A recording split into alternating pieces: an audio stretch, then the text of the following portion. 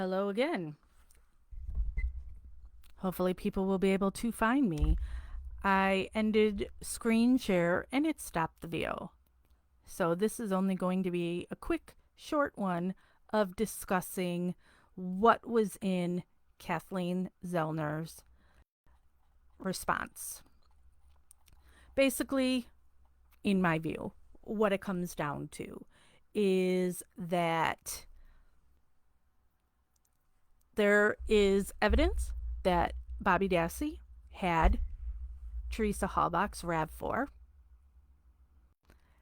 And bottom line, that should get Stephen, at the very least, a new trial, right? Stephen should just be released. He should be free to go because there's no proof he did anything. And something else to remember is in Stephen's case, there's no Brendan.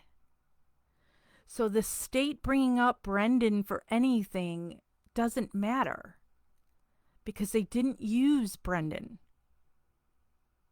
So it doesn't matter what Brendan was coerced into saying. And you just would think if people cared about what happened to Teresa Halbach, this would be a big deal that multiple people saw Bobby Dassey with the RAV4. The day Teresa was at the salvage yard and days afterward. Because remember, his own brother, Blaine, said he saw Bobby driving that car. And then other brother, Brian, said that Bobby told him he watched her leave.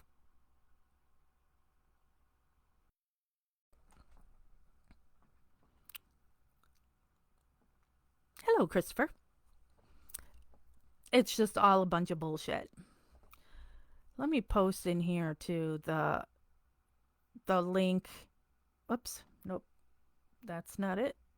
That was the title of this video.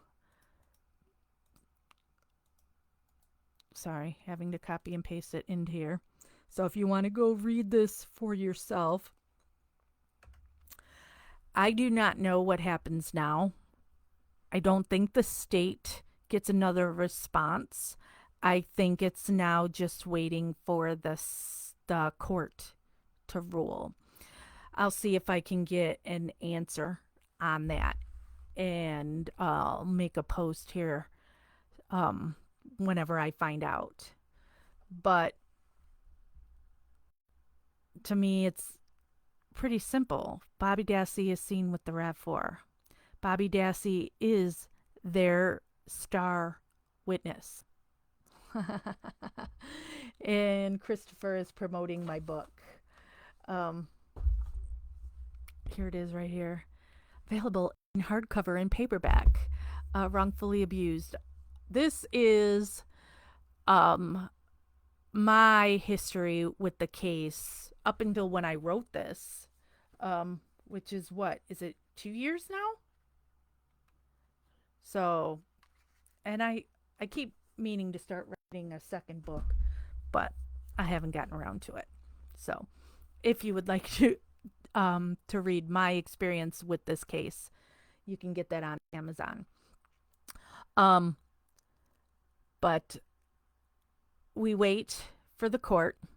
It's a new judge, so hopefully somebody will be fair and at least let them get back into court.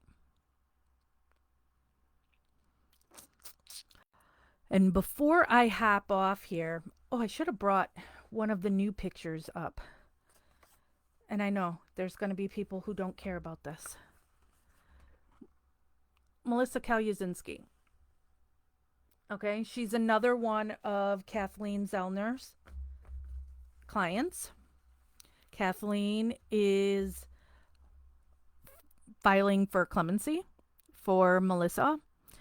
There is going to be a hearing in July, and you can write a letter in support of Melissa Kaluzinski's clemency. You can find information for that on Justice with Jax on Facebook. There's the address and the email to send it to Kathleen Zellner for her to use. You have to have this done by July 8th, I believe is the date. I have to make that plug. I know everybody, what does it have to do with Stephen? Doesn't have anything to do with Stephen. But it's Kathleen Zellner, and it's somebody else who's in prison who's innocent.